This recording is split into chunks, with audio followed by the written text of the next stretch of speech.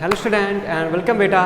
तो बेटा हम आपका साइंस का चैप्टर नंबर जो थर्ड था वो था आपका मेटल्स एंड नॉन मेटल्स, ठीक है, उसको स्टडी कर रहे थे और उसमें हमने जो लास्ट टॉपिक डिस्कस किया था वो था आपका एक्सट्रैक्शन ऑफ मेटल्स, ठीक है। अब जो टॉपिक था इससे पहले हमने मेटल्स नॉन मेटल की properties, how they react with various element, इन ये हमने सारी चीज़ देख ली थी, इनकी प्रॉपर्टीज भी देखी थी। और एक्सट्रैक्शन ऑफ मेटल्स में हमने दो टाइप के एक्सट्रैक्शन देख लिए थे। कौन कौन से? कि उन मेटल्स का extraction which are very low reactive in nature and which are very medium reactive in nature, उन दोनों का हमने एक्सट्रैक्शन देख लिया था, ठीक है। अब जो लास्ट बच गया था मेटल्स, मतलब कि उन मेटल के साथ क्या होता है which are highly reactive in nature, ठीक है, जो नेचर में हाईली रिएक्टिव एलिमेंट है, जैसे आपको सोडियम, पोटेशियम, एल्यूमिनियम, कैल्शियम वगैरह, ये जो एलिमेंट है ये हाईली रिएक्टिव है। अब इनका एक्सट्रैक्शन कैसे करें? इनके साथ एक दिक्कत आती है कि सबसे पहले क्या होता है इनका, जैसे मान लीजिए इनकी ओर्स निकाली गई, ठीक है, नेचर से आपने माइनिंग करके कैसे इनकी ओर्स मिल गई। अब क्या किया आपने, उस ओर को थोड़ा सा पहले क्रश किया, क्रश के बाद उसका एक्सट्रैक्शन किया, सॉरी कंसंट्रेशन किया, ठीक है, उसमें थोड़ी जो भी हल्की फुल्की गंदगी थी जो कि हम हटा सकते थे बाय केमिकल मेथड और मैग्नेटिक मेथड, ठीक है, हमने 2-4 मेथड मैंने बताए थे, वो हमने देखे थे। अच्छा, उसके बाद उनको ऑक्साइड में कन्वर्ट करना था। लेकिन जनरली क्या होते हैं आपके जो ये एलिमेंट्स होते हैं, कौन कौन से एलिमेंट्स की बात कर रहा हूँ मैं बोल कर रहा हूँ, जैसे कि आपका पोटेशियम है, सोडियम है, कैल्शियम है, aluminium, these all are element are highly reactive. ये एलिमेंट इसमें आपका जैसे बेरियम भी है, लिथियम भी है, ठीक है। तो ये जो एलिमेंट है बेटा ये हाईली रिएक्टिव तो होते हैं, ये नेचर में आपको ऑक्साइड की फॉर्म में मिलते हैं, और जो इनकी निकाली जाती है उसके अंदर भी ये ऑक्साइड की फॉर्म में होते हैं, ठीक है। अब क्या इनका जो रिडक्शन है वो आप नॉर्मल तरीके से नहीं करा सकते। मान लीजिए आप केमिकल मेथड जो है, केमिकल मेथड्स आप सोचो कि मैं केमिकल इनकी रिएक्शन करा दूँ, ऑक्सीजन को रिड्यूस करा दूँ मैं, उनका रिडक्शन हो जाएगा, ठीक है। तो ऐसा इनके साथ नहीं होता है यार, बहुत हाईली रिएक्टिव होने की वजह से जिस भी ऑक्साइड जैसे इनका होता है, इनका जो ऑक्साइड होते हैं, ठीक है, वो काफ़ी ज़्यादा इनके बीच में स्ट्रॉन्ग बॉन्ड होता है, स्ट्रॉन्ग, उनको आप इजीली ब्रेक नहीं कर पाते केमिकल्स के थ्रू। और क्या इनकी रिएक्टिविटी भी ज़्यादा होती है, तो ये जल्दी से ऑक्सीजन को रिड्यूस ही नहीं कर पाते। इसलिए एक इनके लिए फाइनेस्ट मेथड बचता है, वो है आपका इलेक्ट्रोलाइसिस। इलेक्ट्रोलाइसिस में क्या होता है कि आप इनमें से कोई भी एक मेटल्स ले लेते हो, इम्प्योर मेटल्स जो भी होता है आपका, उसका इलेक्ट्रोलाइज कराते हो। कैसे, थोड़ा मैं प्रोसेस बता दूं, हालांकि आपके जो सिलेबस में ये प्रोसेस नहीं दिया गया है, इसको खाली नॉर्मली छोटे तरीके से समझा दिया गया है, लेकिन थोड़ा आप इसको समझ लेते हैं कि असल में क्या होता है। इसके बाद हम फाइनल देखेंगे refining, how the metals are refined. देखिए क्या करते हो, आप एक कंटेनर लेते हो, ठीक है, इसमें 2 प्लेट्स लगा दी जाती हैं जिनको आप इलेक्ट्रोड बोलते हो। एक को बोलो एनोड जो कि पॉजिटिव होता है, एक को बोल लो कैथोड जिसको जो कि इसके कंपेरिजन क्या होता ही नेगेटिव है, ठीक है। ये पॉजिटिव प्लेट होती है, नेगेटिव प्लेट होती है, और इसको आप कनेक्ट कर देते हो एक डीसी बैटरी के साथ, ठीक है। ये लीजिए आपकी डीसी बैटरी, लेट से ये 20 वोल्ट या फिर 20 वोल्ट बोल लीजिए, 10 वोल्ट बोल लीजिए, प्लस माइनस। आपने इस बैटरी को इसके साथ कनेक्ट कर दिया, ठीक है। अब क्या करते हो, जैसे मान लीजिए आपको सोडियम का करना है, तो जो भी इम्प्योर मेटल रहता है उसको आप एनोड के साथ अटैच कर देते हो। मान लीजिए आपका ओर था, ये आपका ओर है किसका, मान लीजिए ये सोडियम का है ना, या फिर ऑक्साइड लिख लीजिए अब तो यहाँ पे ऑक्साइड ऑफ सोडियम, ठीक है। अब इसमें क्या है, सोडियम के ऑक्साइड भी है, इसके अलावा इसमें इम्प्योरिटीज भी है, ठीक है, इम्प्योरिटीज भी है। अच्छा, अब आपने क्या किया, इम्प्योर मेटल को यहाँ पर लगा दिया, और यहाँ पर ना आप प्योर मेटल की एक शीट लगा देते हो, प्योर मेटल इलेक्ट्रोड का, ठीक है। अच्छा, ये मान लीजिए आपने सोडियम की ही एक प्योर मेटल की एक पतली सी शीट लगा दी, पतली सी। अच्छा, या फिर आप कोई भी दूसरा पॉजिटिव प्लेट ले सकते हो जो कि इसके ऊपर डिपॉजिट करने का काम करेगा। इसके अंदर जो सॉल्यूशन है जिसको आप इलेक्ट्रोलाइज बोलते हो, वो ले लीजिए, मान लीजिए सोडियम क्लोराइड का, ठीक है, सोडियम क्लोराइड का एक्वस सॉल्यूशन, ठीक है। अब क्या होता है, ये मान लीजिए सॉल्यूशन आ गया, सोडियम क्लोराइड का ये एक्वस सॉल्यूशन इसके अंदर आ गया। अब क्या होता है इसके अंदर, देखिए क्या होता है, जैसे सोडियम है, ये जो सोडियम इसके ओर्स में है यानी कि ऑक्साइड के फॉर्म में है, वो क्या करता है, सोडियम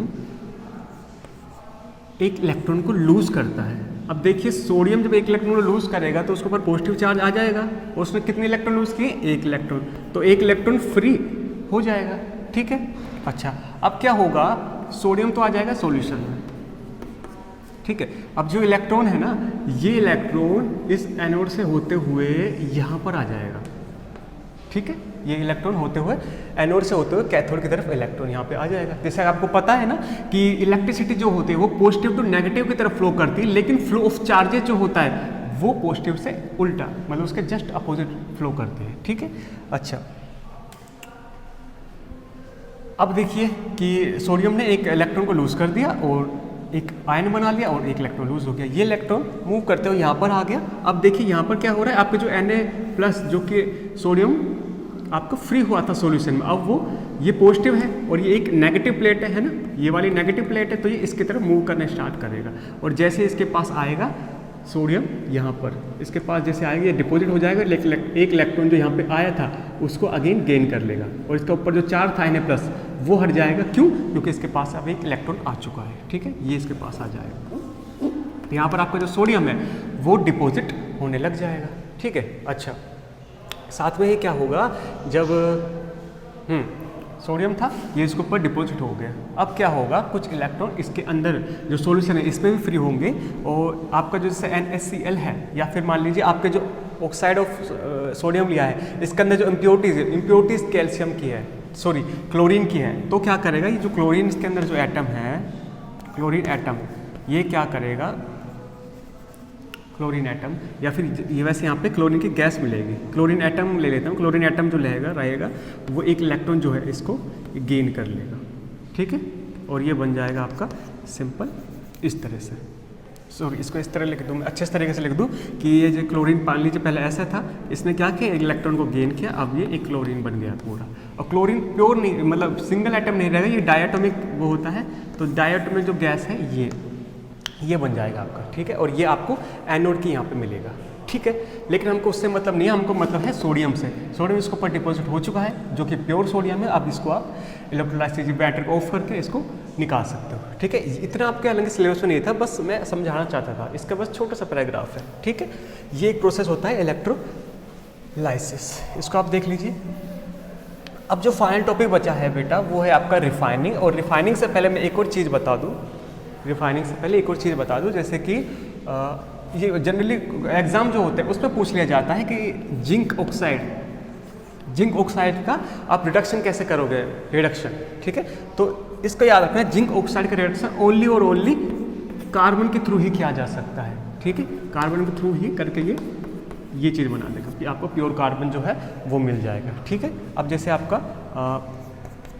आयरन, लेड, इस तरह के जो एलिमेंट है, ठीक है, और आपका आयरन, लेड, ये जो एलिमेंट जैसे हैं ये क्या करते हैं, इनका आप एक्सट्रैक्शन करा सकते हो, लेट से इनका एक्सट्रैक्शन हो जाता है, आप कार्बन के थ्रू इनका एक्सट्रैक्शन करा सकते हो, कार्बन मोनोऑक्साइड के थ्रू इनका एक्सट्रैक्शन करा सकते हो, अमोनिया जो होती है उसके थ्रू आप इनका एक्सट्रैक्शन करा सकते हो, ठीक है। तो आपके पास चॉइस होती है कि इनका एक्सट्रैक्शन आप किस तरह करा पाओ, ठीक है।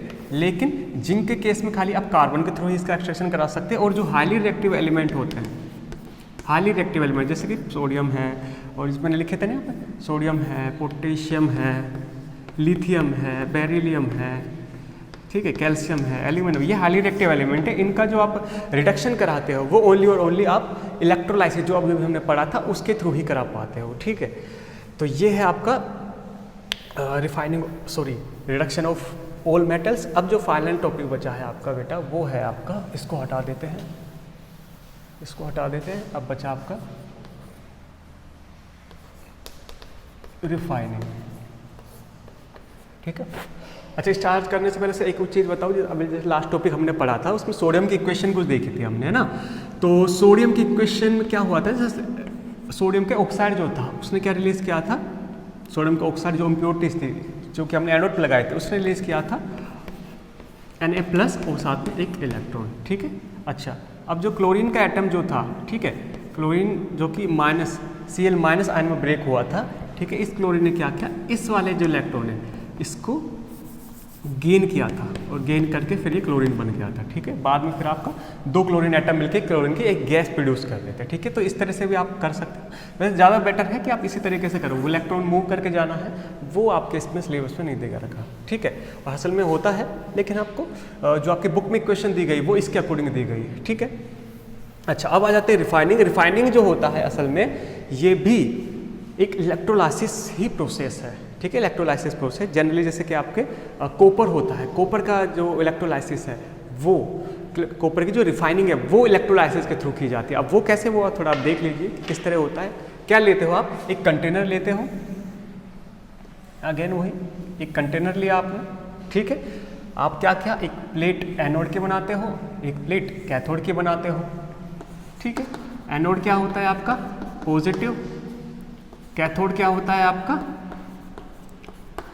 नेगेटिव, ठीक है, माइनस नेगेटिव होता है। इसको आप एक बैटरी से कनेक्ट कर देते हो, ये आपकी बैटरी आ गई, नेगेटिव एंड पॉजिटिव ये आपकी कनेक्ट हो गई इसके साथ, ठीक है। अच्छा, क्या होता है, एनोड जो होता है, एनोड की जो प्लेट होती है ये इसके कंपेरेटिवली काफ़ी थिक होती है, काफ़ी मोटी होती है, ठीक है। और एनोड जो होता है, एनोड के ऊपर आप लगाते हो इम्प्योर मेटल, इम्प्योर मेटल, ठीक है। हम कॉपर की रिफाइनिंग करने जा रहे हैं, कॉपर, इसका एग्जांपल देख लीजिए आप, ठीक है। कॉपर का रिफाइनिंग कर रहे हैं हम, इम्प्योर जो मेटल यानी कि इम्प्योर कॉपर जो था आपने, इम्प्योर कॉपर। अब इम्प्योर कॉपर के अंदर काफ़ी सारी चीज़ें हो सकती है, इम्प्योरिटीज़ भी होगी और इम्प्योरिटीज़ के टाइप भी रहेंगे, जैसे कि कोई वोलेटाइल रहेगा, कोई नॉन वोलेटाइल रहेगा। वोलेटाइल जैसे कि जो वेपराइज हो सकते हैं, नॉन वोलेटाइल जो वेपराइज नहीं हो सकते हैं, ठीक है।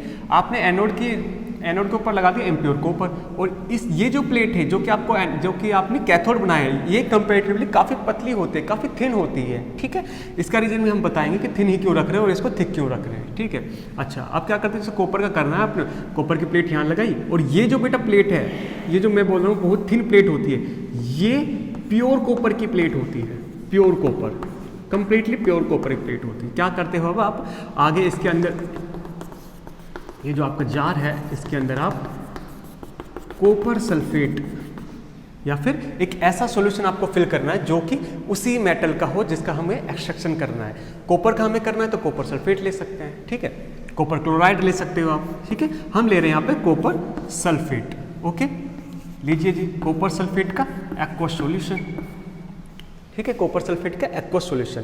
अच्छा, या तो आप कॉपर सल्फेट का एक्वस सॉल्यूशन ले सकते हो, लेकिन क्या होता है जनरली हमको इनको कॉपर सल्फेट जो होता है इनको आयंस में भी ब्रेक करना होता है, ठीक है। तो आयंस में ब्रेक करने के लिए क्या करते हो आप, कॉपर सल्फेट का जो सॉल्यूशन है, कॉपर सल्फेट के सॉल्यूशन में कुछ ड्रॉपलेट्स H2SO4 की ऐड कर देते हो, और H2SO4 ये होता है आपका एक्वस, ठीक है। ये क्या करता है, कॉपर सल्फेट को ब्रेक होने में हेल्प करता है, ठीक है। ये एक एजेंट है जो कि इसको आयंस में ब्रेक करने में मदद करता है, हेल्प करता है, ओके।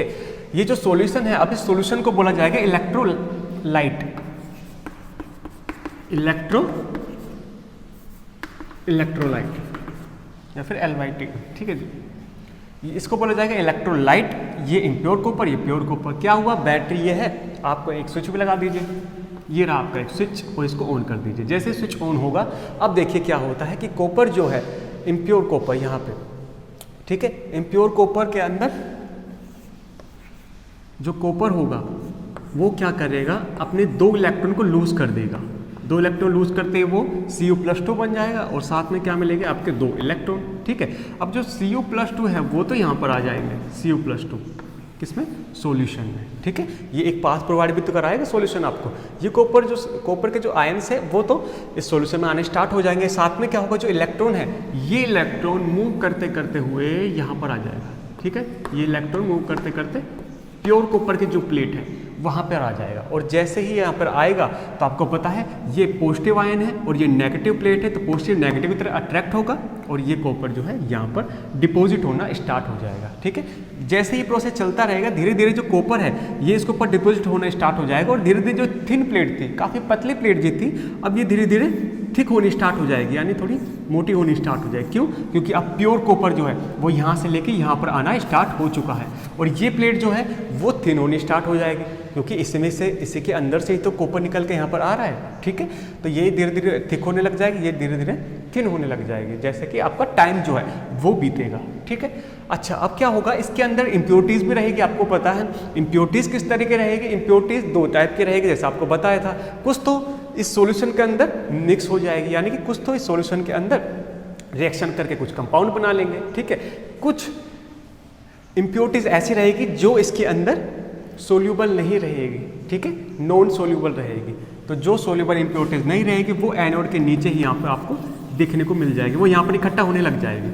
ठीक है, जो इम्प्योरिटीज़ है ना, ठीक है, जो इम्प्योरिटीज़ ऐसी है जो कि इनसोल्यूबल है, इस सॉल्यूशन के अंदर इनसोल्यूबल है, घुल नहीं सकती है, डिसोल्व नहीं हो सकती, वो एनोड के नीचे आपको प्लेट के नीचे यहाँ पर डिपॉजिट होना है, मतलब यहाँ पर इकट्ठा होना स्टार्ट हो जाएगी। और इस जो इम्प्योरिटीज़ यहाँ पे इकट्ठा हो रही है उसको आप बोलोगे एनोड मड।